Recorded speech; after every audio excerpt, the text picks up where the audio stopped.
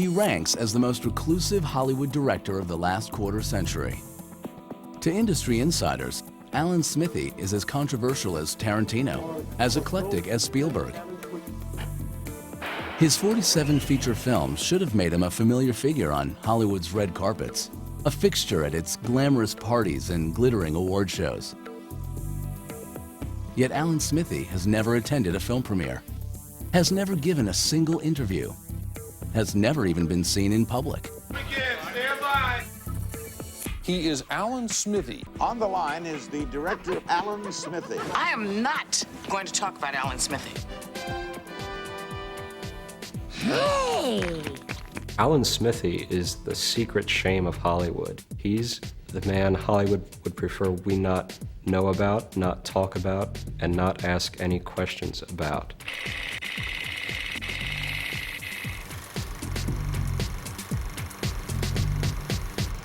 Cut it right there. No! No, no, no! Why are you so insecure you can't take any suggestions? It's awful. Action! In an industry that feeds on publicity, Alan Smithee is the ultimate anomaly. For decades, publicists struggled to keep his name out of the gossip columns and off the pages of the industry trades. Alan Smithee is, in a sense, to flag for the people who know what the name means, to know that there was trouble. Doesn't mean the movie's bad. It doesn't mean the movie is good. It doesn't mean really anything except that some poor soul bled over that decision and took their name off that picture because it was not his or her vision. How could this ultimate insider, one of the industry's most prolific directors, also be its most shadowy phantom? Simple. Alan Smithee does not exist. He is instead a secret pseudonym for movie directors who don't want to take credit for films they are ashamed of. You put your name on it and it's because you're proud of it. That's why anyone puts their name on something, because they're proud of their contribution. So I didn't want my name on this because I wasn't proud of it. When you see an Alan Smithee film, that's always, inevitably, the result of a director who didn't have any power. Action! It means that the studio did something that I hated. Kicked me off the set, you did reshoots, you locked me out of the editing room. So his last resort was, okay, but it's not gonna have my name on it. The director has to take into serious consideration, can I put my name on this picture? Will it embarrass me, humiliate me, disgust me for the rest of my life?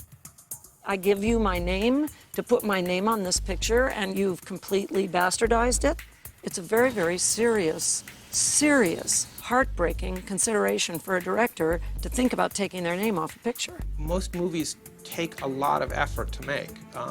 You know, even if the shoot is 3 months before that, there's a lot of script work, there's a tremendous amount of pre-production that goes into it. A film is a year investment in your life. And then to come out at the end of that process and ask to have your name taken off that product, that's a wasted year of your life. You don't see that happening to Steven Spielberg. You would never see that happening to Stanley Kubrick or Clint Eastwood. Those are guys that control every little part of the film. They never worry about the Alan Smithee question. But in an industry of blockbuster egos and mind-boggling budgets, only superstar directors have complete control. For rehearsal. Everyone else walks a tightrope of compromise and often intense conflict. You always have conflicts because you have a lot of strong-willed people. You have a director who, by definition, should have a very strong sense of the kind of movie they want to make. Okay. Sometimes you have a really strong producer that has their vision of the film. Then you have the studio that, in its own way, has a really strong vision of the film's commercial potential. Let's get Robin, get on the stage, please. So when the director's artistic ideas get in the way or conflict with the studio's commercial concept, that's where you have big fights. Before the Hollywood studio system, the role of the director was very much part and parcel of a kind of entrepreneurial spirit. They had very small casts, very small crews. There certainly wasn't the sense of the director being a star. By the time Hollywood begins and really becomes the studio system in the 20s and the 30s and the 40s, by that point what happens is the director becomes a kind of functionary. During Hollywood's golden age, from the 20s through the early 50s, the big studios ruled the roost. Most directors were part of the hired hands of the studio. And they directed 3 or 4 or 5 movies a year. They were assigned projects. They were given scripts to direct. They were told who the stars were. Everything was planned out for them. But as the studio system disintegrated in the late 50s and 60s, directors began to have more and more control of their films. With that new power came increasing tension. Filmmaking is a director's medium. You have all these different people involved in the process, but the director is the general. Hollywood has gone through many different phases, you know, producer control, agent control, actor control, director control, whatever control. The director is the boss, but that's by the nature of the way film is made. It doesn't say that the director is smarter than the writer or smarter than the producer, but the director is the only one in contact with every aspect of the film, and you can only have one vision. It is a kind of a general perception, I think born out of the 1960s auteur concept, that the directors are the person who determine what the movie is. That's just a lot of malarkey. Most directors passionately believe that film should only reflect one vision, theirs. But many producers, studios, and even powerful stars strongly disagree. It was in this contemporary clash between directors' insistence on control and the harsh realities of big-budget filmmaking that Alan Smithee was born. In 1968, Universal contracted director Robert Totten to work on the film Death of a Gunfighter, which starred Richard Widmark. I think you're forgetting something. About halfway into the shooting, Widmark complained he didn't like the way Totten was handling the shots and asked that he be replaced. The studio reluctantly bowed to the demands of its powerful star. Totten was out, replacement director Donald Siegel was in. Richard Widmark says, I want to call the shots, and the producers, of course, side with whoever's going to be most marketable. Don Siegel comes in and shoots for about 9 more days and spends 9 days working on the film. The film was finished, but the controversy was just beginning. Totten fumed at his betrayal.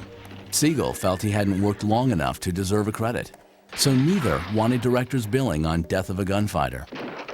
Caught in an embarrassing and potentially disastrous impasse, Universal Studios appealed to the arbiter of last resort, the powerful Directors Guild of America. The Directors Guild has been working for decades to try to get more power, more recognition for directors in Hollywood. But of course, the flip side to getting directors more power, more freedom to make films as they want is that directors have to take more responsibility for the films. So it's not an easy matter then of disowning the film. Not easy for the director or the studio, which faced box office meltdown if the dispute went public. Trying to balance both the director's outrage and the studio's investment, the Directors Guild came up with a novel solution. They lied. They decided to credit Death of a Gunfighter to a pseudonym, a director who didn't exist. All they needed was a name no real director could possibly have. So somebody said, let's make it John Smith. And we said, no, that's silly, because there's going to be John Smiths, and it's too much on the nose. Somebody else said, how about Alan Smith? I said, well, there's going to be Smiths. And somebody said, how about S-M-I-T-H-E? I said, also, I haven't seen that, but I am sure that it's possible. And they said, well, what would you do? And I said, I'd add an E. I said, that I don't think anybody is called Smithee. People say, yeah, it's not a bad idea, you know. So thus was Alan Smithee born. Out of the conflicts on the set of Death of a Gunfighter, where the star is basically saying, I'm the person that's moving this film. I'm the one who will market this film. The director for the first time says, or 2 directors say, wait a second, the director might have a kind of starring role to play here as well. There was just one potentially fatal flaw. The Smithee solution would fail if the critics or the public suspected it was a ruse. And so a veil was drawn around Alan Smithee, a cult of secrecy that would last for 30 years. Starting with Death of a Gunfighter, the secret held. The New York Times raved that director Alan Smithee, quote, has an adroit facility for scanning faces and extracting sharp background detail. Variety praised Smithee for keeping the action taut and said, quote, he draws convincing portrayals from the supporting cast. As more unhappy would-be auteurs began demanding to take their names off pictures, the mysterious Alan Smithee began showing up on all kinds of films. To maintain secrecy, directors who took a Smithee credit had to submit to a code of silence. It was a fair compromise with the studios, who had their concerns about the reputations of their pictures, and knowing that a picture that is stamped with a conflict already has a black mark against it. When you hear rumors that there's trouble between the director and a star, or the studio and the director, or just trouble on the set, rumors in general, it's bad publicity, and then it makes people think this is going to be a bad movie. The last thing they want is everyone discussing, did the director walk off the picture, or was the director locked out of the editing room? That's bad publicity. That starts to create doubt in moviegoers' minds. For the next 30 years, the name Alan Smithee would become a secret signal to industry insiders, a sign that some terrible conflict had marred the making of a film. To those in the know, the name Alan Smithee spelled quite literally trouble. That is what is great about Alan Smithee, is really what it accomplishes in resolving difficult conflicts without using the name. By asking for their name to be removed from the picture, a compromise is made with the producers of the studio. The problem is resolved without resorting to a pseudonym. That's really the power of Alan Smithee. But surprisingly, directors cannot remove their names from their films without permission, which is not always given. The DGA checks it, and they may say, it's been changed, but it's still basically your vision. It's still your film. It's not where you want it, but it's yours, and you have to leave your name on it. Or they may say, hey, you just made a pretty poor movie and you want to take your name off? Forget it, you leave your name on. But they may also say, yes, you're right, this film has been changed, so there's no longer your vision. It's no longer your film, and you may take your name off. So how bad do things have to get for directors to want to strike their names from their movies? Especially potential blockbusters with stars like Tom Cruise or Edward Norton. Really bad. One thing's for sure, on big-budget, high-profile pictures, the tension between the director's vision, the star's demands, and the studio's bottom line can blow a production right off the lot. Conflict can arise from the notes that the studio gives a script, from what the producer wants to do with the movie, what the director wants to do with it, and then what the star wants to do with it. Look at the conflicts and the disagreeableness in Hollywood. Look at how no one really has control. There's conflicts that are going on constantly. A lot of times people think of creative conflict as going on between the studio and the director, that some suit will come down on the set from the lot, and that's where the fights are. Sometimes the fights are between the producers and the directors. One famous battle erupted on the set of Shaft, when hot young director John Singleton locked horns with legendary producer Scott Rudin. What I loved about that experience was it tested me in the sense that, I always think I'm right, and then I'm dealing with somebody else who always thinks they're right. The original 1971 film featured heavy doses of sex and sensuality. When Scott Rudin tried to tone down the remake, he set the stage for an epic clash of egos with director Singleton. My whole beef at that thing was I wasn't about to make an uncool movie, and I wasn't going to have somebody that I felt was uncool trying to tell me how to make the film. If I would have made a bad movie, I would have gotten blamed. A similar conflict erupted in 1983 when successful indie director Martha Coolidge signed up for her first big studio film. She was about to learn a bitter lesson about Hollywood's bottom line. I came off of Valley Girl, which was a really huge hit. Paramount offered me an exclusive deal. I went there, I'd looked at a lot of pictures, and they came up with the National Lampoon's The Joy of Sex. I got through the picture, fine, got into editing, and in post, they had made me put certain things in the picture. They'd made me put naked girls in the picture. So we were struggling between story and exploitation. After I delivered my cut, they told me not to come in. They essentially fired me and excluded me from the cutting room and brought in another editor. I really had nothing to do with the finished product on that picture.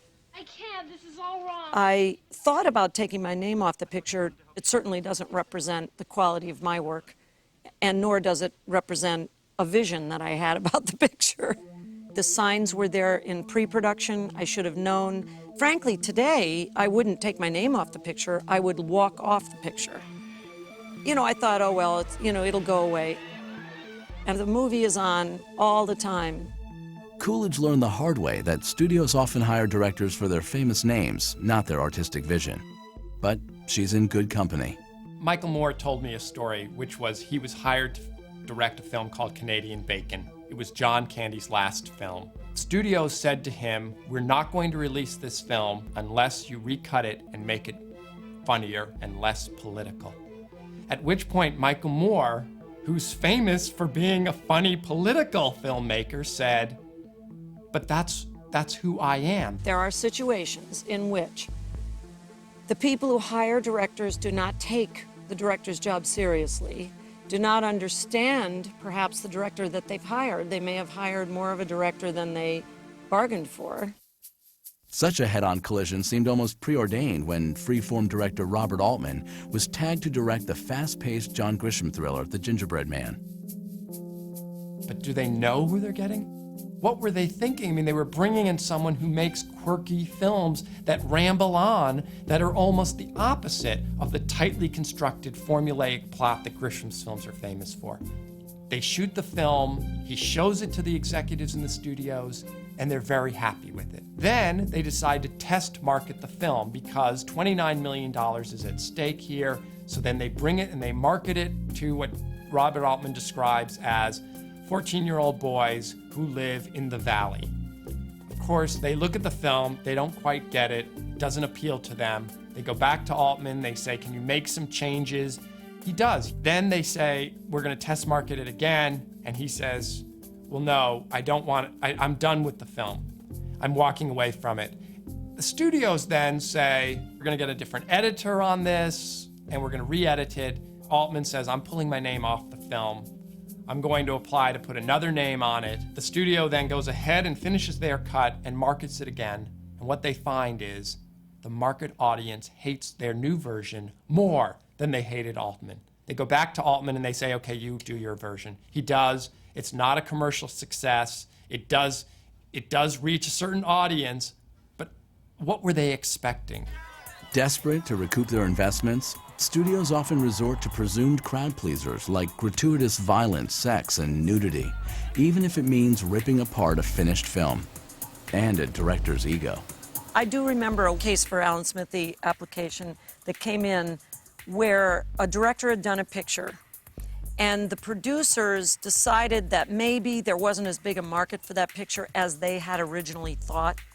So they went out with another director and shot nude scenes and inserted them throughout the movie. And the director wanted an Alan Smithee, which was granted by the Guild because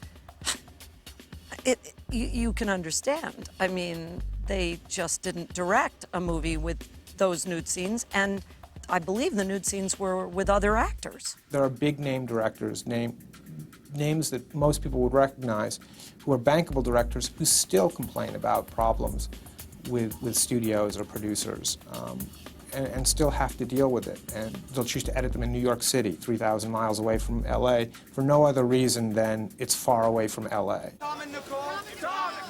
Tom Cruise both starred in and produced the first Mission Impossible film. Hollywood buzzed with rumors of his bitter behind-the-scenes conflicts with director Brian De Palma.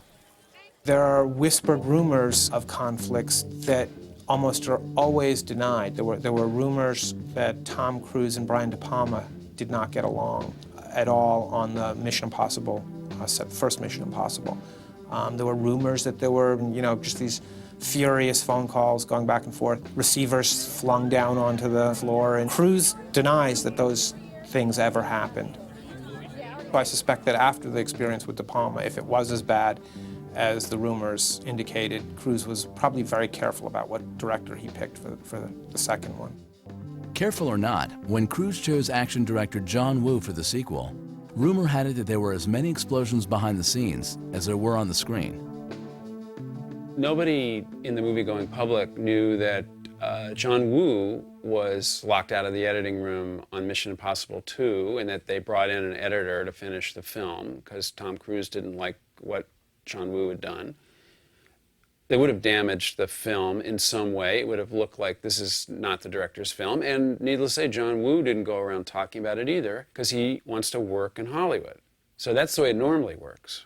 Whenever you have differences, you paper them over and you put on a happy face in time for the press junket and you move on. Most first-time directors struggle to master Hollywood's rulebook. Maverick director Tony Kaye simply tore it up.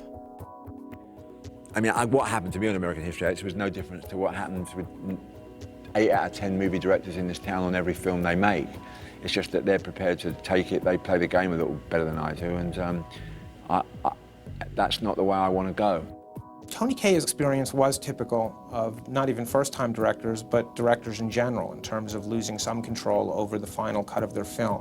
What wasn't typical was Tony Kaye's reaction to it, which was extreme. I think with all the differing views, you know, about a movie like American History X, about all the other movies that have encountered similar, you know, anarchy within the collaborators, is basically the principle of filmmaking, that someone has to have the control. Someone has to be trusted with the control, and the director is that person. In 1997, New Line Cinema head Michael DeLuca geared up to produce American History X, an edgy new script about young white supremacists. DeLuca gave the directing job to first-timer Tony Kaye, famous for his dazzling TV commercials, but a novice in Hollywood. Mike DeLuca really liked working with Maverick directors. He hired a lot of first-time directors. He liked finding new directors who had been working in commercials, music videos. He was always looking for really exotic new talent. You know, Tony was well known as a commercial director, highly controversial. Many people wouldn't touch him with a 10-foot pole. Many people wouldn't work without him. The fact is, however, he's very talented, and you know, the hunger in the industry for new talent, directorial talent, is enormous. I think actually at the end of the day, my sensibility was very much akin to the sort of New Line way of working, that they, you know, it was like a kind of a rock and roll kind of approach to life.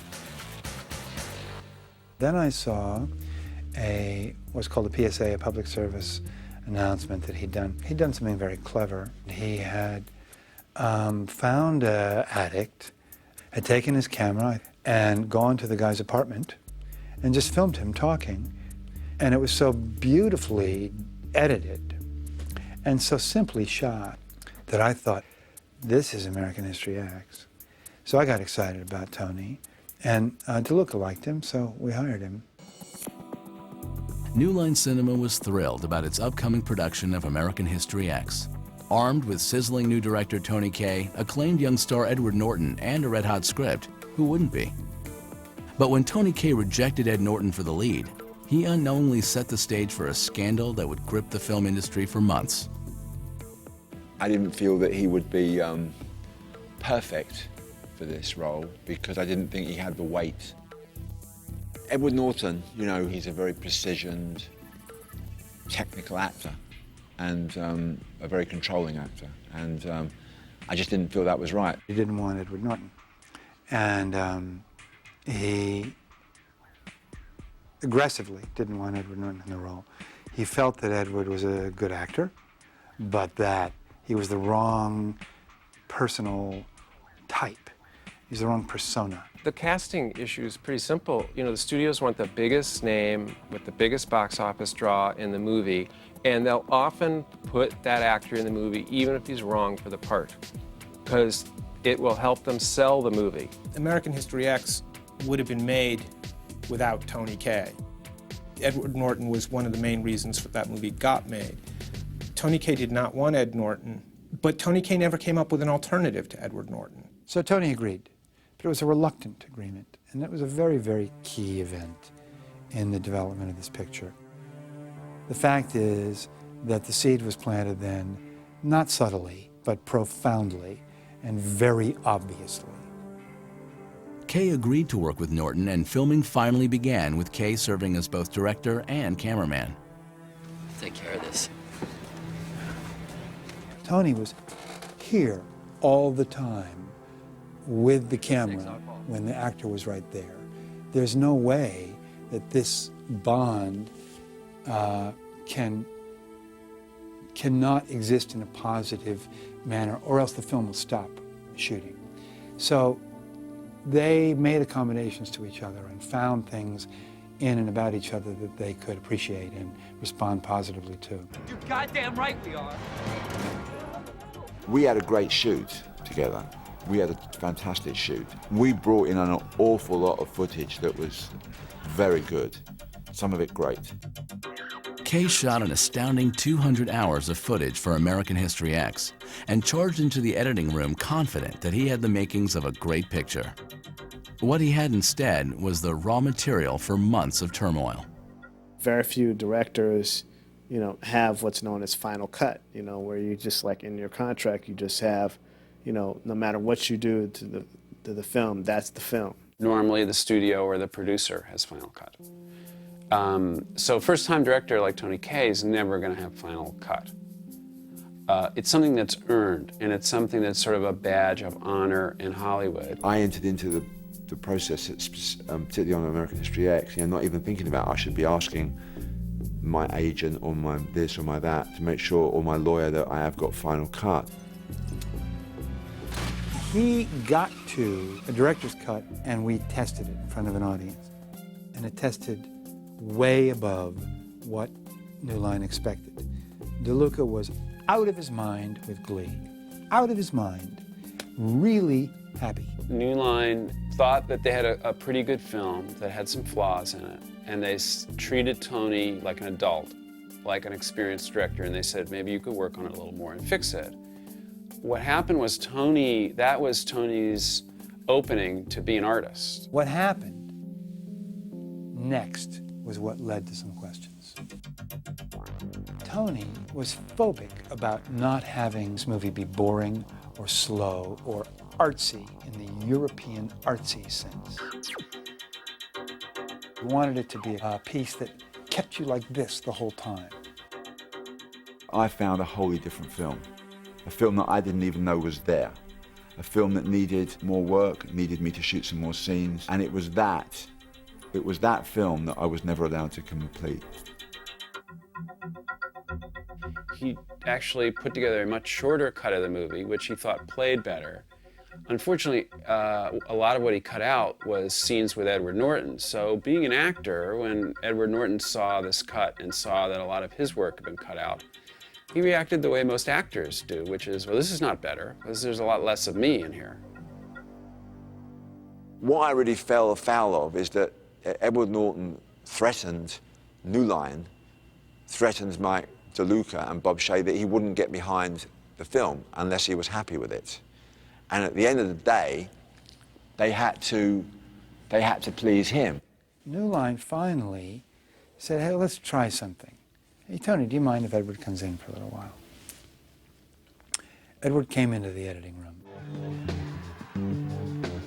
And I think his level of experience in the industry was not great enough yet, Edward's, to understand exactly how offensive that could be to a director.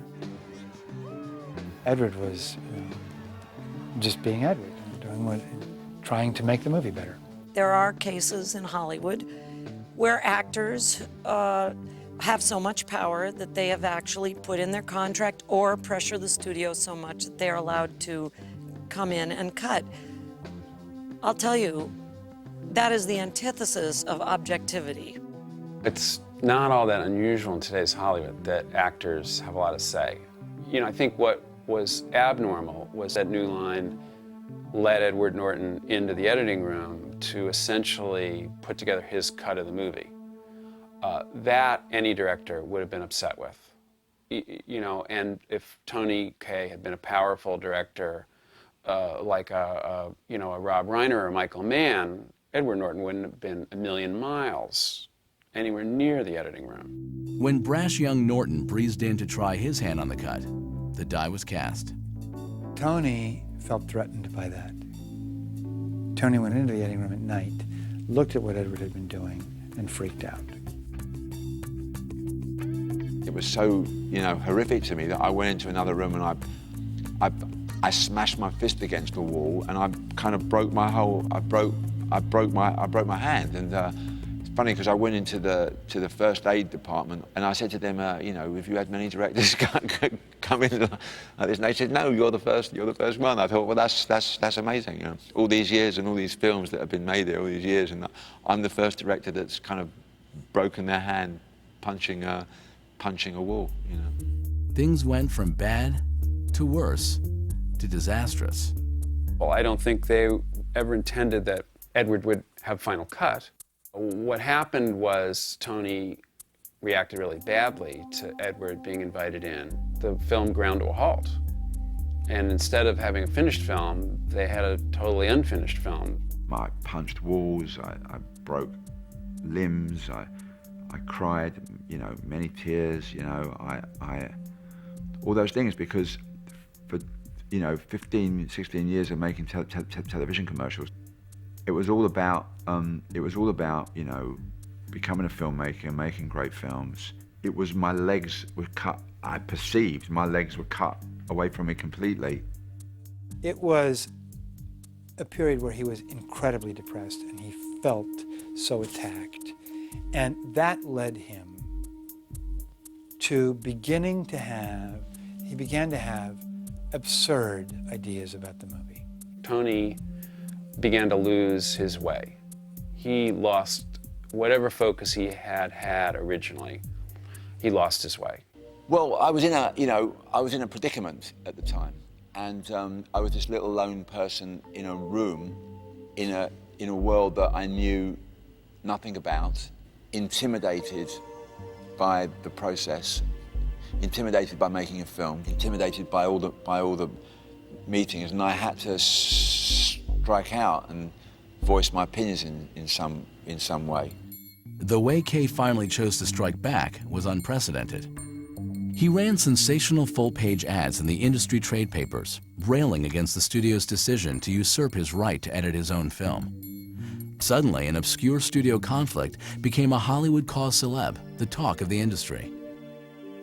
He wanted to cause a sensation. Everyone in Hollywood loved it because Hollywood thrives on, theater and strange goings-on. So everyone thought this was wonderful. This was like the new circus had come to town. This is a familiar story. I came to Hollywood with the predictable naivety of an independent filmmaker, determined to do his best in his first effort. What followed was also predictable. I've come to the point in which the severe decision has got to be made, and in fact has been made. I'm not going to surrender my film to anyone who wants to violate my concept of it. Well, initially, people were very sympathetic with Tony's cause because Tony depicted it that he'd been usurped in the editing room by an actor in the movie, which was not even technically true, but had enough truth to trigger exactly the response that Edward's representatives feared most. So everyone was in a kind of a panic. When matters came to a head, New Line said, let's have a meeting. Tony, I think, wanted more time to work on the film. New Line wanted some assurances that this would be a finite period of time that he would work on the film. And I think, subliminally, they wanted Tony to act like a director, to come in there and do what directors do in Hollywood, which is sell them on the movie and say, don't worry, it's really going to be fine. It needs a little tweaking here and there, and it's going to be a great movie, and we're all going to be really proud of it, and it's going to be fantastic. That's what they want to hear from a director. Instead, Tony came in with a rabbi and a priest and a guy claiming to be a Tibetan monk.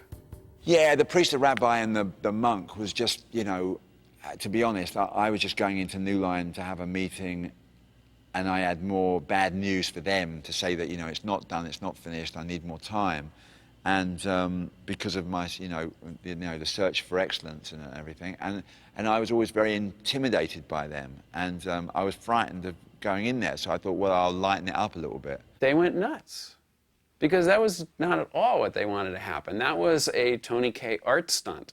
Kaye actually invoked Kubrick, and said, well, Kubrick gets to do this kind of thing, why can't I? The answer is Kubrick was Kubrick. There is not a whole lot of room to let directors decide to take a year to rethink a whole movie that they've just shot. I think the final request for time didn't even come from Tony, it came from his agent, representative at the time, over the telephone. And the answer was no, lock up the picture. Tony Kaye had lost his fight with New Line Cinema, but he hadn't lost the war. Staking out a desperate last stand, he appealed to the Directors Guild for an Alan Smithee credit on American History X. As it turned out, his request would help seal the fate of a time-honored Hollywood tradition, the Alan Smithee credit itself, as well as affect his film's fate at Oscar time. When I decided that I'd lost, really, I was very ashamed of this piece of work, and I didn't want it to go out because it wasn't, when you've worked on something for three years and it's not finished, you don't want anyone to see it. And so Kaye appealed to the Directors Guild for a Smithee credit, not realizing that he'd made a critical mistake along the way. One of the conditions of getting an Alan Smithee credit is you have to promise not to badmouth the movie that you've just made. And Tony Kaye blew that even before going to the Directors Guild. When he started talking publicly about the credit issue, the Guild no longer was a sympathizer with him. They became an adversary. Actually, I hadn't publicly criticised the film. I publicly criticised the people that I was making the film with. The Guild disagreed and ruled that Kaye's unprecedented public battle had rendered a Smithee credit out of the question. Since Smithee was beginning to be known outside of Hollywood, both the Guild and the studio agreed that Kaye could take his name off the project and substitute any pseudonym he chose, provided it wasn't Alan Smithee. I thought to myself, okay, I'm not allowed to use the credit Alan Smithee, so what's the most stupid name I can possibly think of? And Humpty Dumpty instantly came to mind. Tony Kaye just wanted to sort of stick his finger in the eye of everybody involved in this movie by putting a weird name on there. That wasn't going to fly. Kaye's choice of Humpty Dumpty was rejected out of hand, and American History X hit the theaters as a film directed by Tony Kaye. Tony Kaye directed this picture. Tony Kaye has his name on this picture, and I hope Tony Kaye someday is as proud of this movie as I am.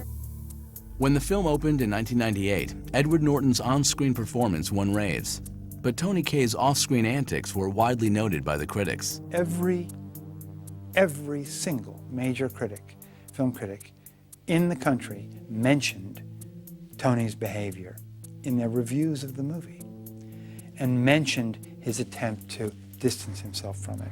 And if you don't think that hurt this movie, then you don't understand the film business. No one will really know for sure whether Tony Kaye prevented it from finding an audience or whether it was like a lot of good movies that was just too difficult and too demanding for a mass audience to see in today's culture. It's one of those or the other. Given how strongly Kaye had originally objected to Edward Norton as the lead, many appreciated the irony when Norton received an Oscar nomination for Best Actor. I think he would have won the Academy Award if that film had been properly finished and properly cut.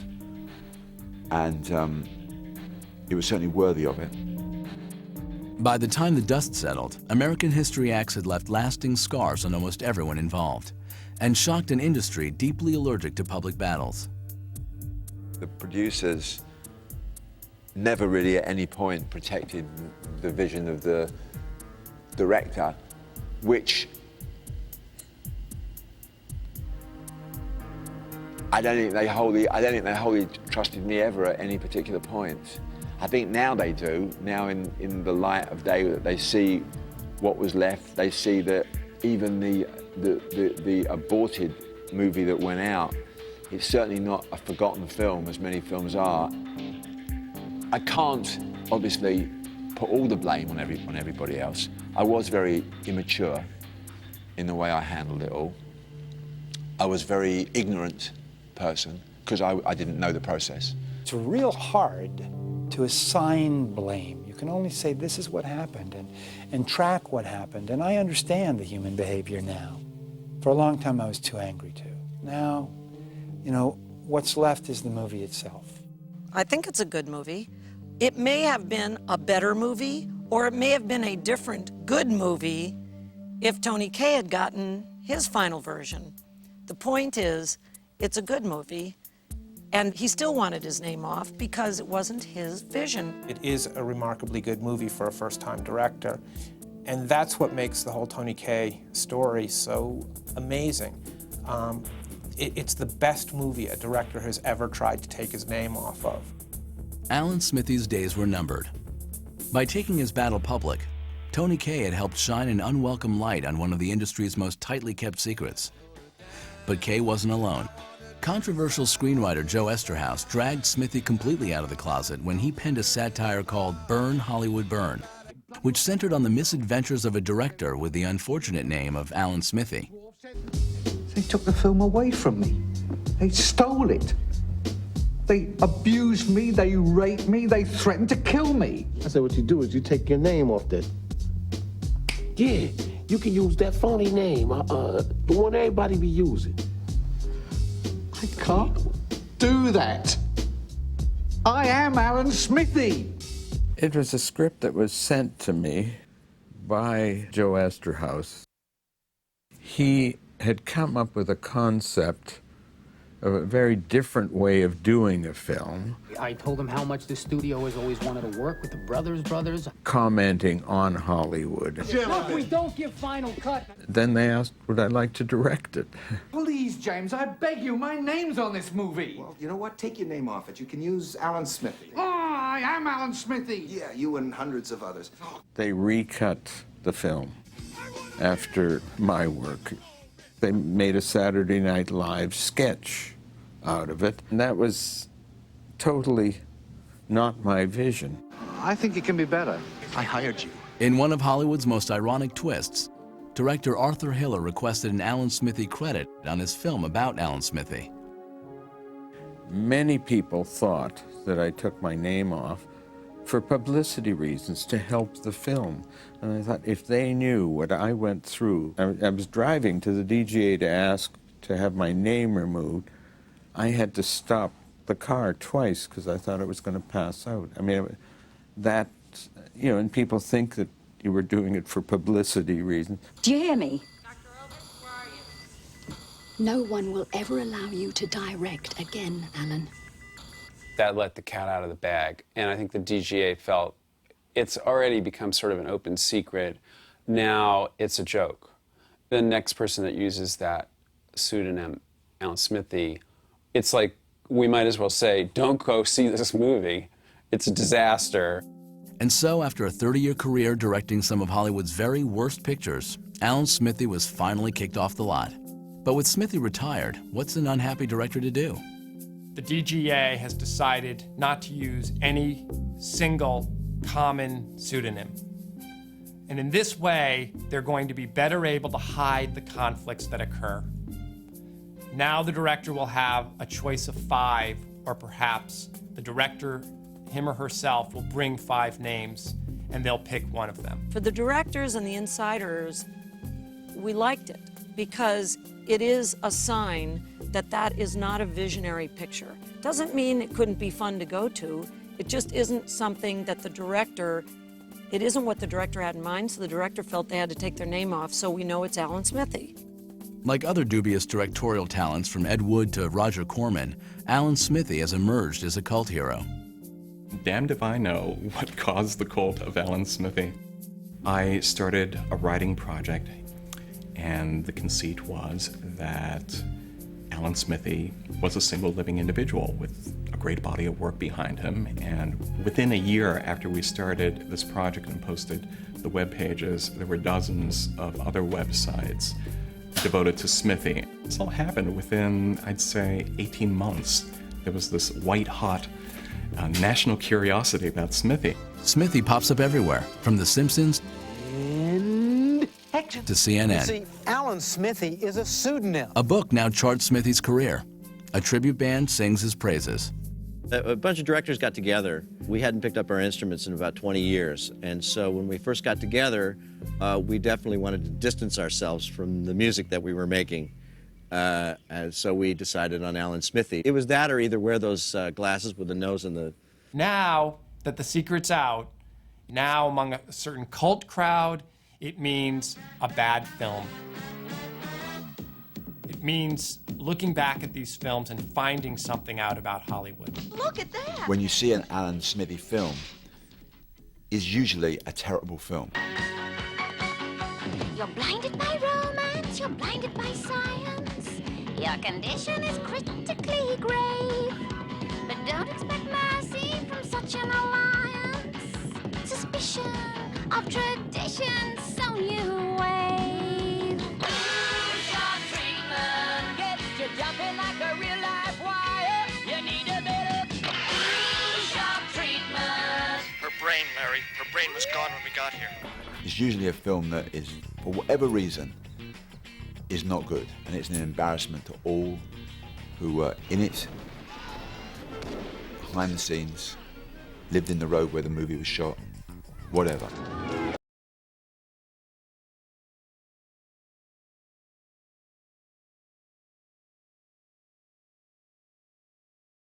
Anything that's happening on the screen, nothing clicks. There's no oomph. You can have a great cast, you can have explosions, gunfire, nudity, and it just ain't there. Well, how about that?